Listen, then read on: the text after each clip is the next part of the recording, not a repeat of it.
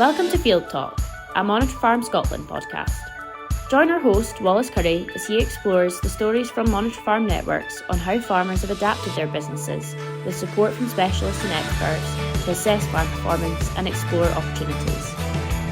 Monitor Farm Scotland is farmer-led, farmer-driven, encouraging discussion and solution-based thinking. Welcome back, everyone, to another episode of the Monitor Farm Scotland podcast, Field Talk. The last episode we had was with Malcolm at the Strathspey Monitor Farm. Quite a good episode there. And the next episode we'll have after today is with Stuart McNichol at the East Lothian Monitor Farm there.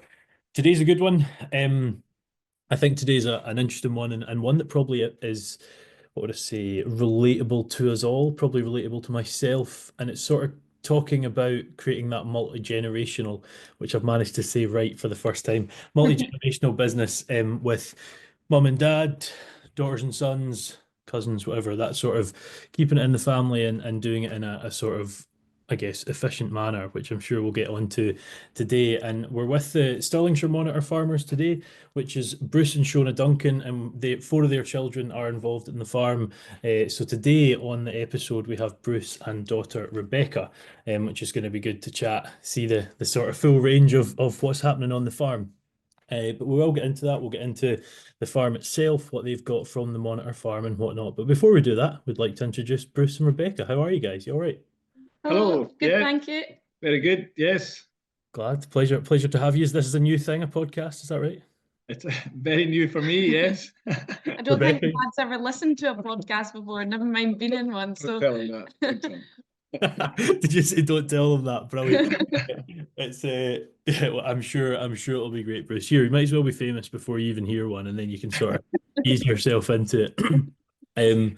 These are really good fun and really sort of worthwhile, I think. I mean, I've been aware of the Monitor Farm since, I would guess I'd probably heard of it before I went to uni, but then when we went to uni, it was quite a big thing in that sort of world. I guess you looked at Monitor Farms for the obvious reasons, and then to sort of be involved in this and actually actively speak to the guys that are involved like yourself and see what it offers you guys and then those around you, and by extension, the sort of the whole country in some way is really cool. So just before we sort of get into the bones, I guess, of the episode, can we get a bit of background to the business itself, who you are, sort of what's been produced on the farm, and yeah, quite cool to hear. There's four of you, Rebecca, and I think three of you are involved. Is that right as well? So yeah, tell us a wee bit about the sort of family situation as well.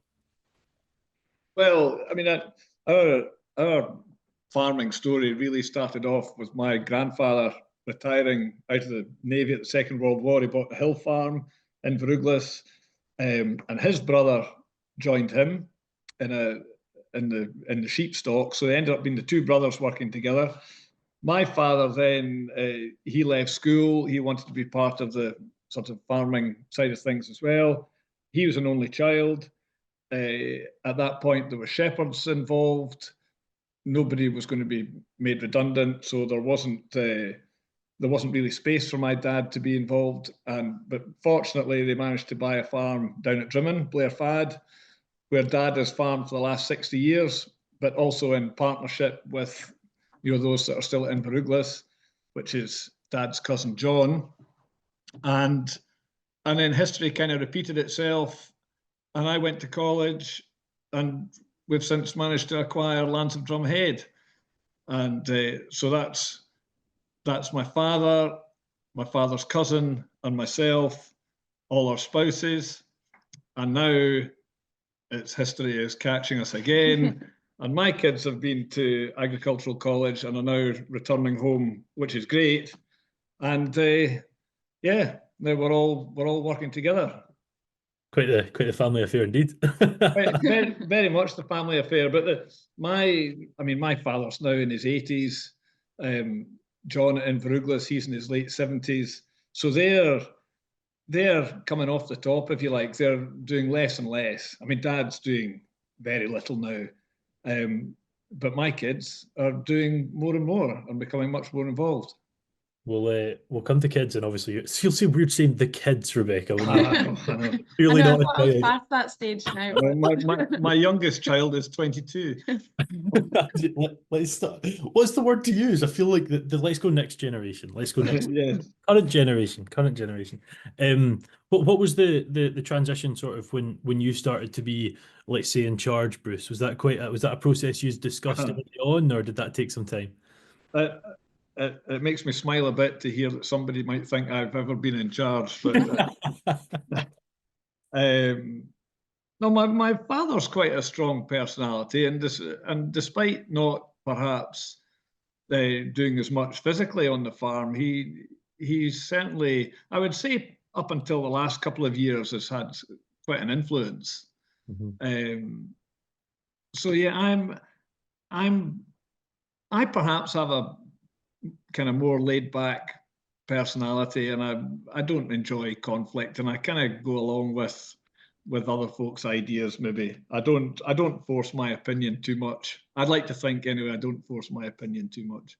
I have to pass that question over to Rebecca. Is that the case?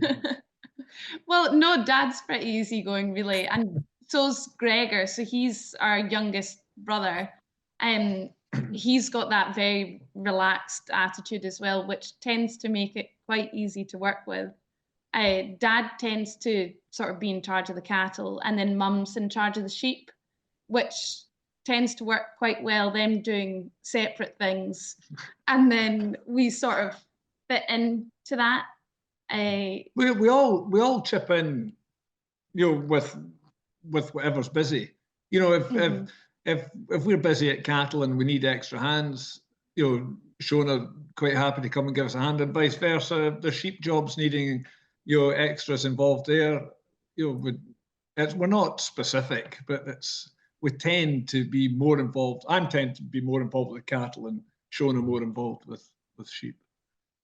You mentioned you went off to college, Bruce. Did you go to the same place at different times, I assume, the pair of you? Rebecca and I? Yeah. Yeah. I was in Edinburgh, and then, 30 years later, you were in Edinburgh. So I did agriculture, and then Sally, our sister, she did rural business management, and then Gregor did agriculture as well. So he just finished up last summer. Right. That's quite funny, actually. I don't know if you know Bill Dingwall, but Bill Dingwall was one of my lecturers, and lo and behold, he was one of Rebecca's lecturers too. So that was quite good. Excellent. But I had a similar thing. I had her for 2 weeks, and her name's completely disappeared. But she taught my mum and I, and it was quite special actually. How she knew I was that person's son, I don't know, but she did. But I'm sure Bill did. His ability to memorize people is phenomenal. Absolutely. Yeah, absolutely. I'm just thinking this is a bit of a tangent, but this is always good fun. If Gregor graduated in summer, I probably spoke at his graduation. Oh, really? Yeah. Yeah, probably. If it was, well, not probably. If he graduated this summer, Gregor should have perhaps have graduated. Yeah, he was in Edinburgh. Maybe attending college is maybe different. Maybe we don't need to talk about that. Gregor thoroughly enjoyed his time in Edinburgh. That's the important part, is it not? That's the important part. We've sort of mentioned the cattle side of things, the sheep side of things. Could you tell us a bit about it? What sort of head of cattle and sheep have you got? What are you running? What's the sort of story there? Well, on the cattle side of things, we're calving 150, 160 cows this year. Slightly less this year. Yeah, they're native bred cows. They were all derived from Hairy Hill suckler cows at Inveruglas, and were wintered outside at Blairfad. Things have changed a wee bit. Management, husbandry wasn't so straightforward. The ground that they were on changed from being really turfy, heathery ground to perhaps more fertile grass-growing ground in the summer, but really less suitable for overwintering in the winter. So I don't know, must be 15 years ago or so we bit the bullet, maybe more actually. More. Way more. You think way more? Well, all like right. 20 years ago maybe. we bit the bullet, and quite big investment. We put up a slatted shed, and we now house the cows. And I firmly believed that with the cows, the cost of housing them, they needed to be a little bit more productive. So we do have more productive cows, cross Angus cows running with Simmental, Charolais, Angus bulls. We're really trying to produce our own female replacements and producing store cattle. And you mentioned about sort of obviously the higher cost of putting indoor. Is you mentioned the higher productivity. Is it working out at the sort of final balance? Oh, I think undoubtedly that the calves that we're selling are worth more than the calves that we're selling now are worth more than they were when we were working with smaller hairy hill cows. But I'm sure the cost of wintering these cows inside is also significantly more. But we just could not be working with that number of cows outside anymore. Just the way the ground changed, really. But also from the husbandry point of view, to go away onto the hill, every day, it was taking 2 or 3 hours. Now I can go and feed the cows, or Rebecca or whoever does it can go and feed the cows in half an hour. Mm-hmm. And if there's any problems, it's fine and easy to attend to them. Whereas if there was problems before out on the hill, well, to be honest, that might go unnoticed until it's too late. So, and it's that thing, isn't it? You're speaking about that 2 or 3 hours. That's you've done minimum. You've used half your day, used your morning, and then it's what can we do in the afternoon to actually make some progress here. So no, I totally get you. Yeah, absolutely good decision. And what about on the sheep side of things? So we've got about 1,000 ewes between here and Blair Fad, which was Blackie breeding our own cross ewes, then to the Texel, then to the Texel Beltex down here. But things changing a wee bit this year. We've now got rid of the Blackies, and we'll be lambing Cheviots for the first time this year up at Blair Fad. So that might be interesting, but we'll see how that goes. Change is always fun. Maybe challenging, but it's fun. We'll find out. The Blackies tended to look after themselves quite well up there and lambed fine, whereas we've heard Cheviots are maybe harder work at lambing time, but yeah, we'll find out. I heard that to lamb Cheviots you need a pair of binoculars. So I don't know if that's right or wrong. We're going to find out. I look forward to the updates. I look forward to finding. I come from a farm where we have 5 places, but they're maybe 5 miles from each other. How close are Lansdowne Head, Blair Fad, and Inverughla? So you quite nearby, apart from the Harrowers and Drimmen. I don't have too much knowledge of this. Well, the Harrowers are right next door. Are they? Oh, there you go. The Harrowers are right next door to Blair Fad. So, and farmhouse to farmhouse, Lansdowne Head to Blair Fad were just about exactly 2 miles, I think.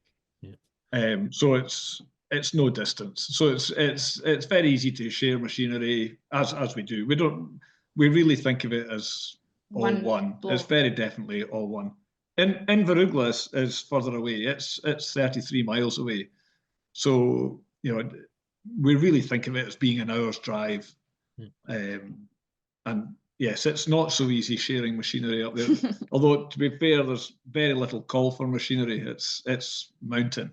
There's hardly any call for machinery up there. A 66-mile round drive for a telehandler or a loader tractor seems a bit dramatic. Well, yeah, we don't. We do haul lambs from Inverughla down, and cows and calves because the cows from Inverughla are wintered along at Arnprior and are calved with us, and then they go back to Inverughla, cows with calves, and that's all trailer work, mostly with a tractor. So yeah, that's a wee bit time consuming, but it's not a deal breaker as such. But it's not. I think when I was in my early 20s, I would quite enjoy that job, but not so much anymore. I kind of see what you mean. Yes, I know there's a bit of an attraction to it, but once you start looking at time and all that, over time it probably starts to to wane a bit more. But this is obviously the Monitor Farm podcast, guys. It's you guys will be just over halfway. You'll be over 2 years in now. Yeah. Who was involved? Were you involved in that decision, Rebecca, to start the Monitor Farm? And also, what sort of why did you choose to do it? I guess first off, we'll get into more down the line about the rest of it. Well, I think we were sort of approached to see if we would be interested in being part of it. Just the stage we're at, that we're also coming into the business. I think there's quite a lot of opportunity for change, and we're quite open to the idea that there are a lot of things we could be doing better. I think the sort of base of the business works well, but there's so many more changes could be made. So that was probably part of the reason that we got involved with it. And then you were very heavily involved with Duncan McEwen's Arm Prior. Was he 5 years before we started? Yeah. And you'd obviously seen he'd got quite a lot from it. So well, I spoke to Duncan McEwen in particular. I phoned up Duncan and I said, this Monitor Farm. I said, did you enjoy it? And he said, I'll be honest with you, before every meeting, I cursed it. I had so many other things to be doing. I was trying to get other jobs done, and I've got this blooming Monitor Farm folk coming round, and and I said, right. I said, would you do it again? He said, in a heartbeat. So he was definitely very pro Monitor Farm. He said he got a huge amount out of it, and yeah, I can see where he's coming from on both counts. I was just going to say, I'm glad you turned that one around there, Bruce. That would have been kind of hard to put out on this podcast, just the first part.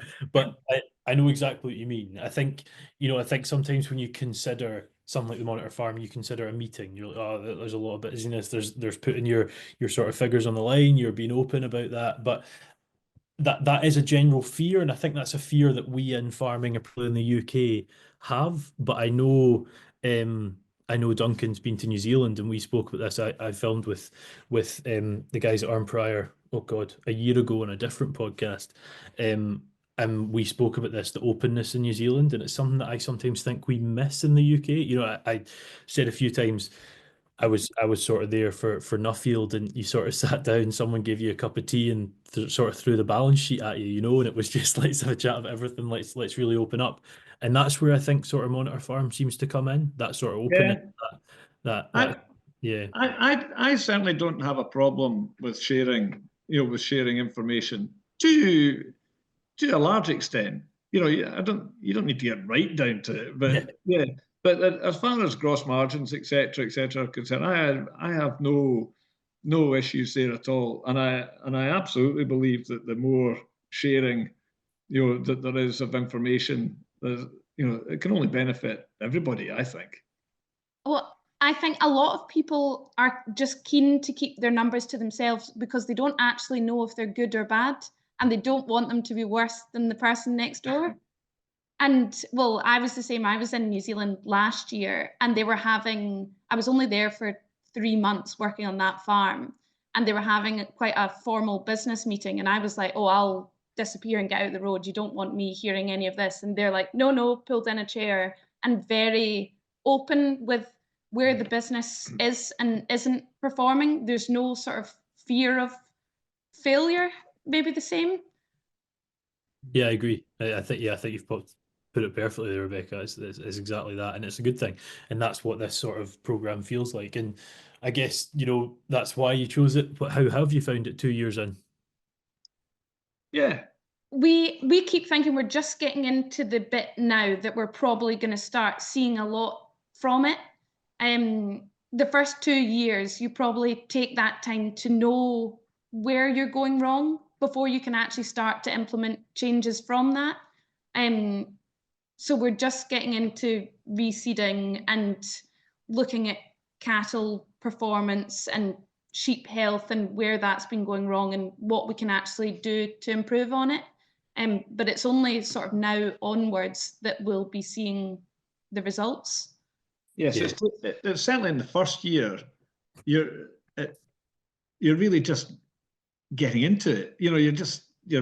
You're getting to know the people that are round about you and that are involved in your Monitor Farm process and and they're getting to, get a bit of a handle on your farm. And same with the advisors that we have. It takes them a wee while to realise what we've got, between land and the animals and what that we're working with, so yeah, you can't just jump in on day one of year one and start making wholesale changes. It takes a wee while just to get into it.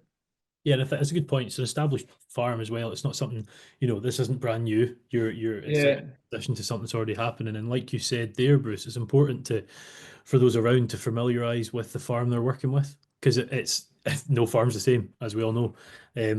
So yeah, you're right. It absolutely will take that time. And Rebecca, you mentioned a few things there that you started to sort of look at, but has there been a particular focus for the Monitor Farm from you guys' perspective?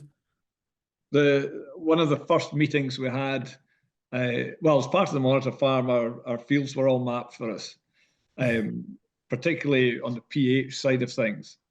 And here they did not go and hold up a map of our farm in front of the congregation, and it was all very definitely the wrong colour. And there was a sharp intake of breath from everybody in the room. And yeah, I couldn't help but feel a little bit embarrassed about it. And I said so. But I was assured by those round about that said, don't be embarrassed or ashamed about that, because everybody here will be the same. It's just that it's our map that's up there for everybody to see. But I think the general opinion was that an awful lot of folk there would be just the very same. So we used to address the pH of the soils if we did a reseed, which wasn't very often at all.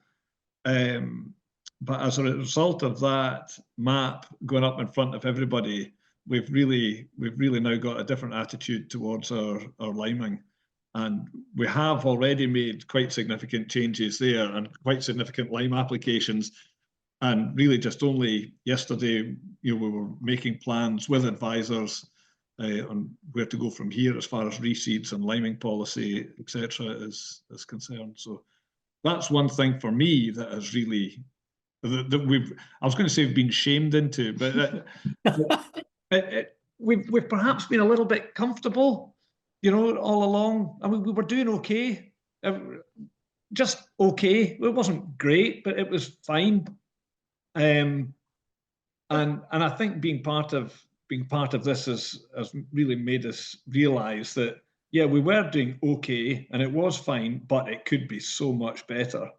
Well, and particularly with us three wanting to come into the business as well, I think that reality of we actually need to be doing better as well, not just wanting to do better. Need to generate more. And the opportunity to sort of expand, buy more land is limited. So you need to be making more from what we've already got. And I think we sat down and looked at figures, and our actual performance on each different thing is generally not bad, but we're just not getting enough out from that. Yeah. Our calving figures and, Yes, our cattle production figures are not bad. Our sheep production figures, not bad, but per hectare, kilos per hectare, it's not enough. Yeah. So, yeah. And I don't think we would have ever worked that out, to be quite honest, if we hadn't been part of the Monitor Farm. So, it's been good that way. I think that's the thing. When things are okay, they're okay. Yeah. It's fine. It's fine. And I think, a vast majority of us are doing okay at whatever we're doing, and that's, as I say, that's fine. And as you say, it wasn't a problem. You're both saying it was fine. And I think that's also, we've said okay and fine a few times there, but that is okay. It's just making that transition to whatever just better than okay is you're like, oh, okay, there's this amount of work that has to go in. And I think it's probably interesting to hear, Bruce, what does that liming, what we call it, liming program look like now compared to what it did before? Is it just before it was when you were reseeding if required, now it's obviously more, but why, when, what's the choices been based on?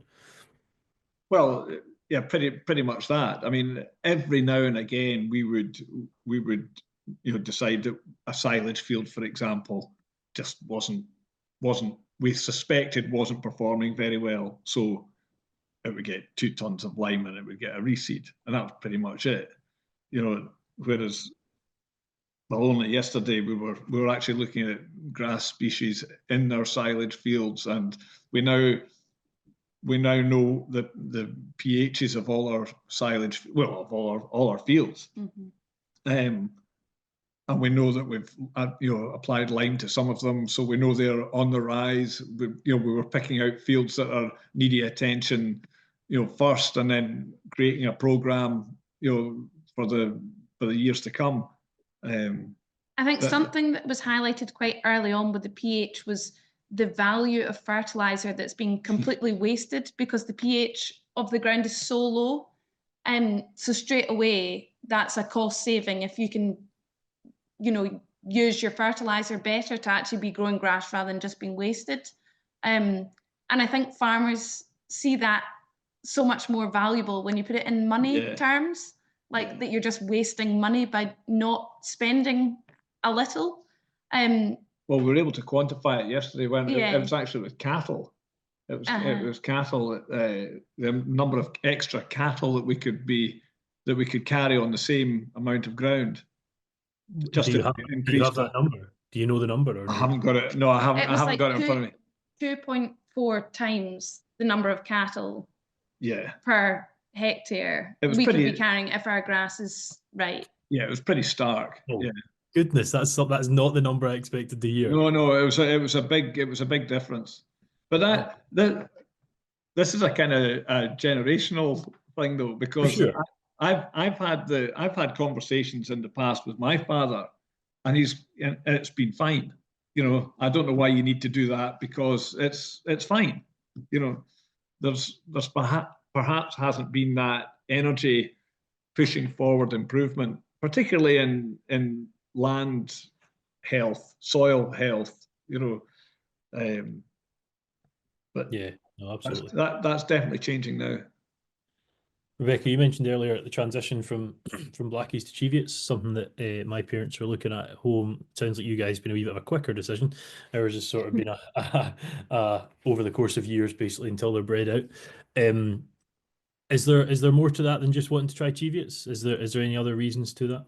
So something we'd done quite early on with the Monitor Farm was have to look at health planning, and one of our figures that was definitely not as good as it should be was our scanning at Blairfad.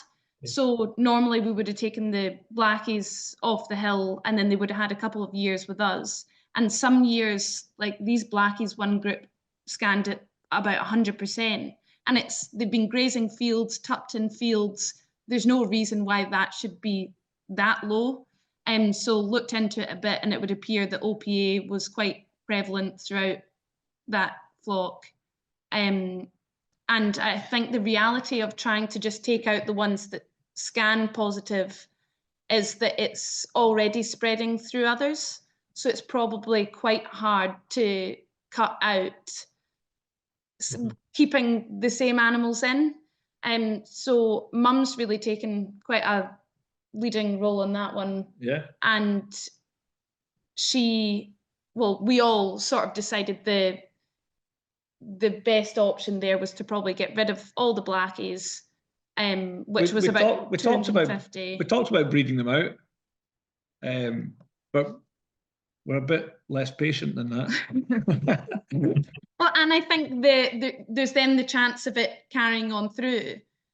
So we scanned them and decided it was actually quite well through the flock that we would just sell them, and then tried to buy Cheviots to replace them, because they're grazing fields at lambing time, and then they spend a lot of time out on moor, probably more than hill. So it needed to be something fairly robust, but it probably didn't need to be as rough as blackies. So we bought a few, and we got about 200, maybe just slightly less than 200 Cheviots now, which were kind of more expensive than we were hoping they were going to be. They're about 3 times the value of the blackies that we sold, at least 3 times probably. But we'll see. We'll be scanning mid-February, and hopefully it's going to be better than what the blackies were, which straight away is something you can see a number and the improvement on it, which I think for us straight away that's a win. And you can straight away then see the potential money that you can be earning more from what you had been doing previously. Take us back to and this is probably quite a deep question, but it's one of interest to me. I think iceberg diseases, OPA and all that, CLA, whatever, have that, certainly in my head, that's sort of quite a, oh God, okay, how do you work with this? And I think it's, it's like you're saying, Rebecca, the reason it's called iceberg disease is the fact you see a few of them and it's actually through more of them. What was it like when you found that out? What was the discussion? Because I assume that's quite a stark thing to find out, Well, I mean, we were having blackface use just sort of pine and stop, and I think there was one day I think the vet was on farm for something else, and we just said, "Look at this," and picked it up by his back legs, and here his fluid came out of its nose, which is classic sign. He said, "That's what it is." But I'll go and get the scanner and I'll come back and we'll just make absolutely sure. He duly came back and scanned it, and that confirmed just what we already pretty much knew. And I think there was a bit of a sharp intake of breath from everybody around about, thinking, "Oh no, this is awful." We actually scanned them all, didn't we? And it wasn't anything like as prevalent as I thought it might have been. It wasn't that serious, was it? It was there, but I'm sure it could have been a lot worse. Yeah, it was there, but it wasn't in everything. But it was very definitely in it, and that's the very poor performance of these. They had been hill ewes, cast ewes from the high hills, but really had no excuses coming down to fresher ground, and that was the issue. It was. We're almost certain that it was the OPA that was in them that has been the issue. But it's amazing how when that got brought up, straight away people are going, "Oh God, you sort of don't want to mention that." And we were like, is that not what we should be doing as a monitor farm, is sharing that experience and having a meeting, and even if other people don't want to say that they've got it, at least they can come and see what they're looking for and maybe think they might have it at home now as well, and they can at least go and talk about it or have a think about it, and they can then maybe go and improve as well. Yeah, I mean, I even prefaced that question of it's quite a thing to hear, and I think that's down to that we don't want to share this. And I've came across a lot of people that have had various different iceberg diseases, but they keep it quiet. I'm obviously not going to say who, but that's what I'm saying. That's a very common thing. Go on. That's it. I know. Yeah, who am I going to out today? But absolutely not. And I think farming's a complex thing. I think we farm day to day and we kind of forget this, and challenges happen. And if we pretend that challenges don't happen, I think that's when people sit there and think, "Oh my God, is it only me that has this? Am I the only person?" And it's really sort of hard to share and try and work out of that until that openness comes. So I think it's a good thing. Absolutely, think it's a good thing. I think you find that when you get a lot of folk, in the monitor farm groups, the meetings that we have, the open meetings that we have, it's quite refreshing sometimes you suddenly realise that it's not just you that has these issues. Particularly if you're one of the visitors and somebody's telling you that there is OPA here and the farmers are telling you about it, etc., etc. You don't need to declare that, but inside, that there are other folk going the same way as you are, just with the same problems, just you haven't heard it because folk don't talk about it.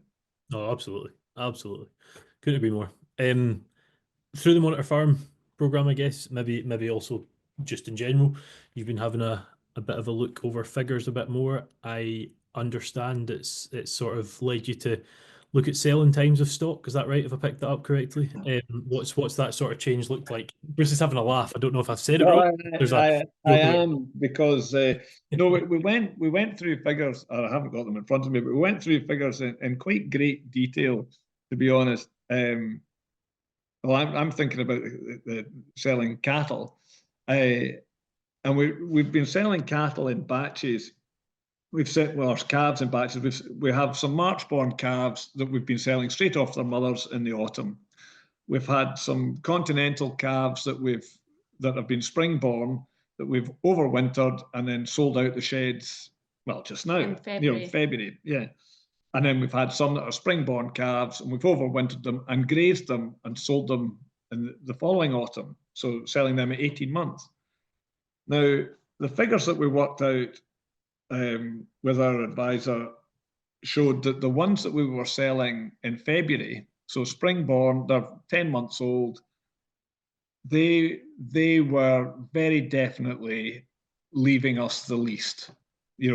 Although the headline figure might have been quite good, and I'm thinking I was doing quite well, when we actually attribute all the costs that are involved in getting to that point, it would show that these are actually very, very definitely leaving us the least. However, market forces just now would say, why not sell? So we have actually been selling. We've been selling calves today, and we've done pretty well. And last week the market was flying with cattle. Now that trade may still be there come the back end, and we'll be saying if we'd only kept them, we could have made a huge amount out of them. But we've taken a decision to sell some today. It's freed up space in the sheds. It's costs that we don't have anymore as far as feeding is concerned. We're pretty happy with what we got for them. But advice was... I think it's just kind of made us sit down a bit more and be like, right, what is this actually costing us? Because before, if somebody had said, how much are you spending on feeding through the winter? You're like, oh, I don't actually know. We'll just get another lorry in. And so now we've tried to... Irish like that. Yeah, we've tried to sit down and work out what we're spending and can we actually reduce that? So we know that if we can graze these animals, that's then going to be our cheapest feed. So really, the more we can graze that following summer, the more potential there is to be making more profit off each of them. And that's not something we've ever really sat down before and looked at costs specifically.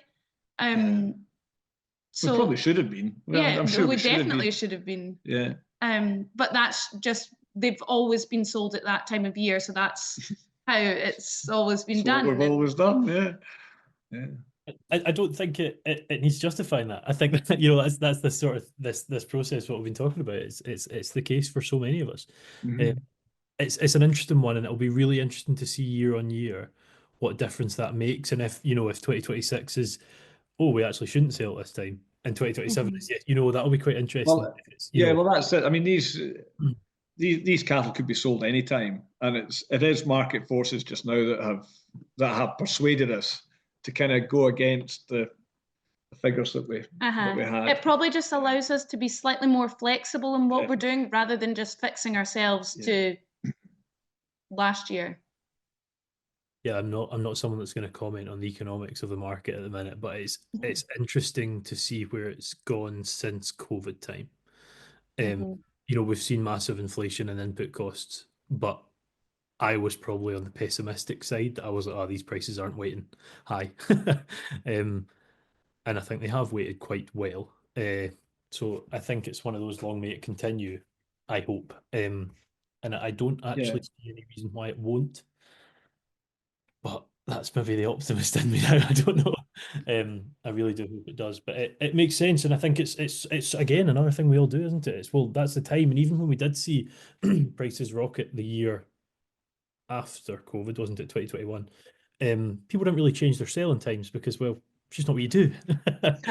and had everyone changed it, it would have changed the price anyway. But it's an interesting one. It's one of those ones that I'll be interested to follow. And I'm not saying I'm going to be in your kitchen checking what the price is here, but to sort of see how that goes year on year, it really will be. My understanding is cattle and sheep isn't everything that's on the farm. I believe you have diversification too. Is that right? Yes, no, we've got there's a couple of glamping pods here, and there's a couple of holiday lets up at Inveruglis as well. That's really Sally's pigeon, isn't it? Yeah. Sally and Shona as well. But it really is Sally's enterprise.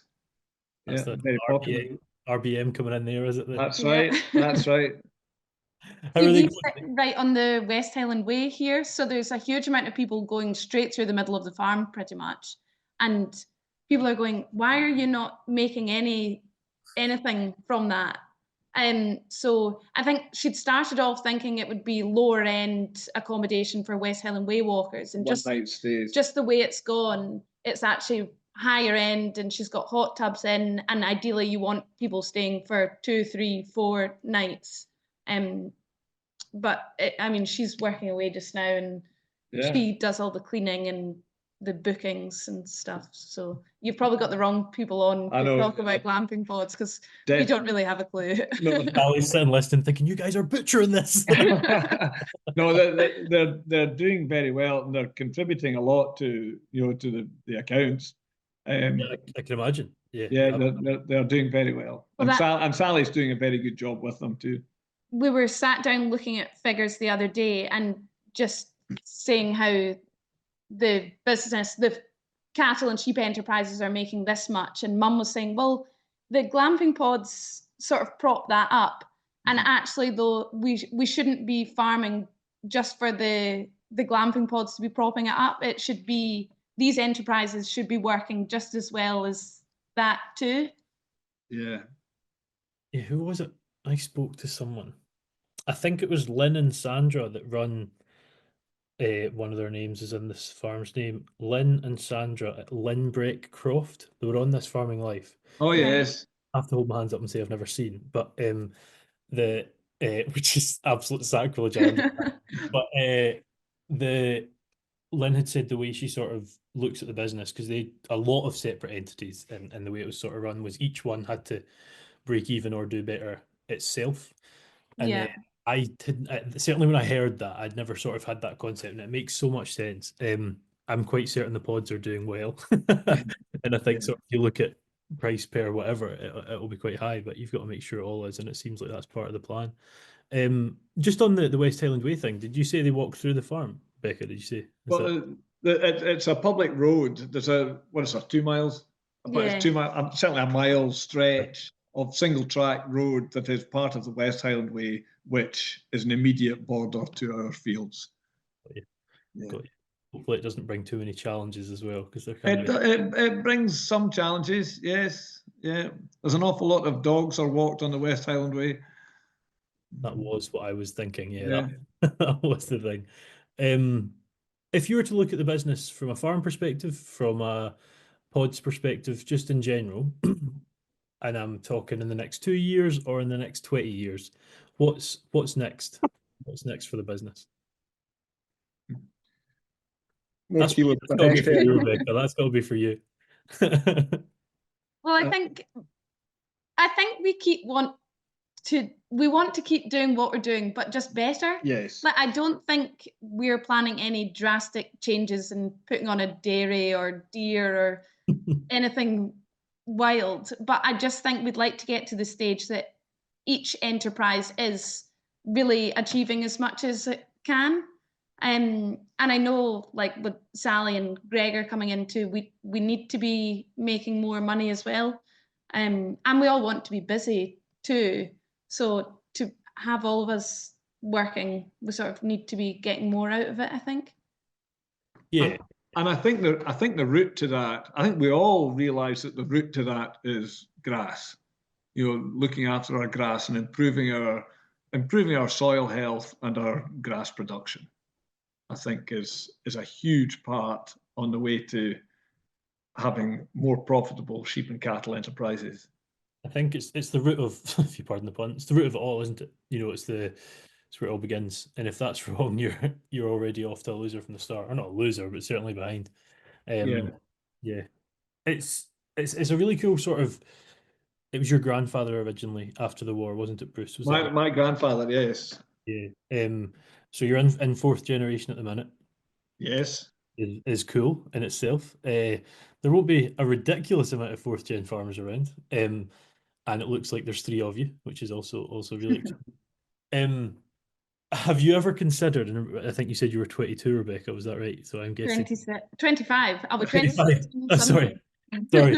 Oh, well, young. Anyway, young. Probably not what you've considered, but have you considered if this is going to be in the family further than you 3?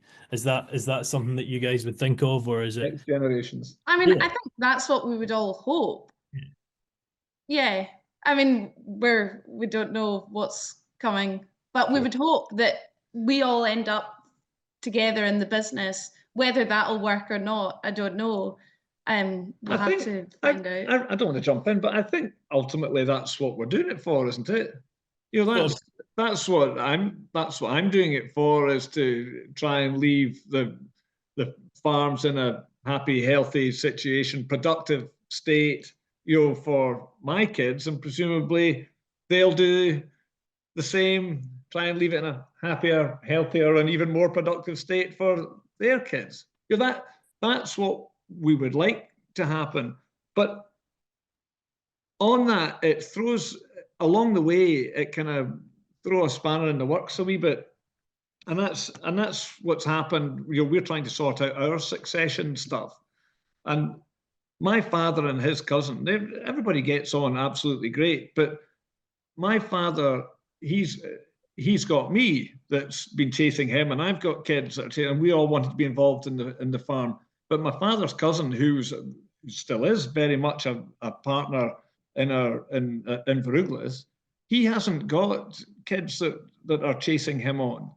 So straight away, that is a succession issue. He has family, but they don't want to be farming at Inveruglas. So there's a little bit of a succession issue there.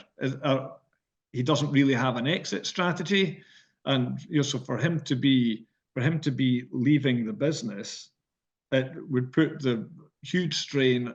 You know, if he was to take every penny, I suppose, that he was due, put a huge strain on the rest of the group. But that's, you know, so it's just unfortunate, really, that he doesn't have, you know, easy succession solutions. Yeah, I think succession in itself is a discussion we could chat about for hours, I'm sure, especially in recent climate. But it's one for another day. It's one for another day, I think. It certainly sounds like you guys aren't in the ballpark of those that are going to struggle about having that conversation and making sure it's sort of in place. So that's a good thing. That's a good thing. And I did have one question, Rebecca. I think it's Sally and Gregor. Was that right? Yeah. Yeah. How do you all get on? Get on fine when working together? Yeah, very well. I think we're actually very lucky that we do. And well, I said Gregor's so relaxed, he doesn't get wound up about anything at all. And he's quite happy being sat in a tractor all day. So like we've kind of got different interests going on. Sally's very much got the pods and she knows all that inside out. I'm quite happy doing sheep or cattle. Well, Gregor's away in New Zealand just now, so I'm probably doing more cattle. But I think it's good that we all know we're good at different things, but we're also happy to go and help each other out. Like I'm not a cleaner, but if Sally's away, I'm quite happy to chip in. It's not up to her standards, but I'll give it a go. You've just reminded me of a time where my mum had an Airbnb and she was away. I'm from the Isle of Arran, so she was away on the mainland, as we call it, and everyone else laughs at us. And she was like, "Oh, Wallace, we've got a new group coming in." Honestly, she must have phoned me like 15 times to make sure that I had it right, and I'm quite certain I didn't, but I did my best. I think to call her a cleaner as well. I don't know how Sally will Well, that Sally's got such high standards, and if anybody else does it, you know, she got annoyed at mum one day because she hadn't folded the toilet roll right. Is that a thing? I'm in a hotel and there's certainly no folded toilet roll, so very, very high standards. I think everybody. I think we are very, very lucky that we do have so many immediate family very keen to be involved, and we do all work together.